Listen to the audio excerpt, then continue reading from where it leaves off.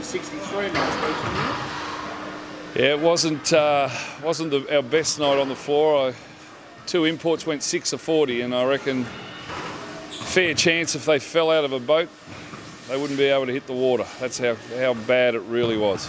Is that just a one-night confidence thing, or is there... Oh, we've had a couple of those this season, which is, I think we've got to find other ways to score and be patient. I think if things aren't going for you on your night, you've got to make the team better in other places, and we've certainly been focused on that this week. I think Ollie is a key point of that, is trying to establish him in the interior. I feel like he's not getting as many touches, and that will open up the outside, and we'll get better shots, better scoring options. That's what I was going to ask, is if they're not dropping from range, do you have to get muscle up and get inside?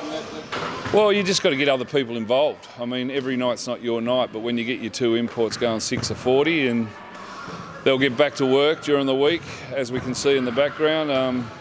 Deontay's in here getting plenty of shots up, so that's what professionals do. You have a bad night and you get back on the track and work your way towards a better week next week.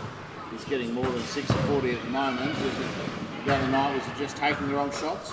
I wouldn't say taking the wrong shots. I think, obviously, as I said, you're not going to hit shots every night. I mean, I had the NBL record for 15 years for most missed shots in a game. So you're going to have those sort of nights. It's how you get other people involved and make the team better. And I just felt like we're probably too aggressive offensively with those two guys, but they're always team guys and team first. So we've addressed that.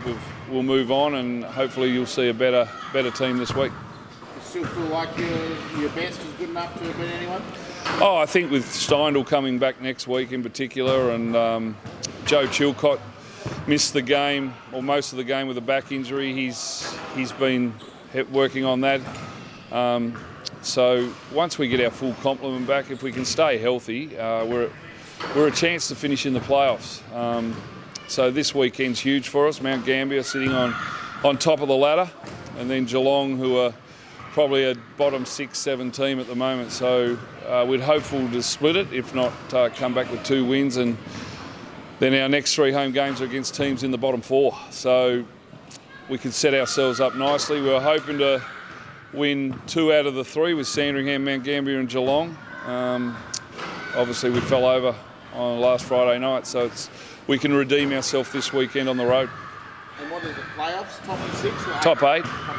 Top 8. Thereabouts at the moment. You should make playoffs? Or? Yeah, well, I mean, I think the 11th place team, if we drop 2 this weekend, we can fall back to 12th. So it's a very tight margin.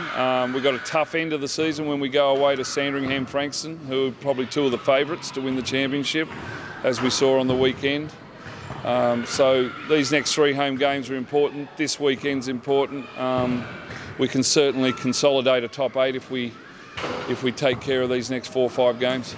Must be pleasing to see guys who didn't have their best game putting in a bit of work during the week. Yeah, he's been in here a fair bit this week, so that shows me that he wants to be better, and I'm sure he'll turn it on this weekend and more importantly, make the team better. And I think we've certainly got a lot of contributors.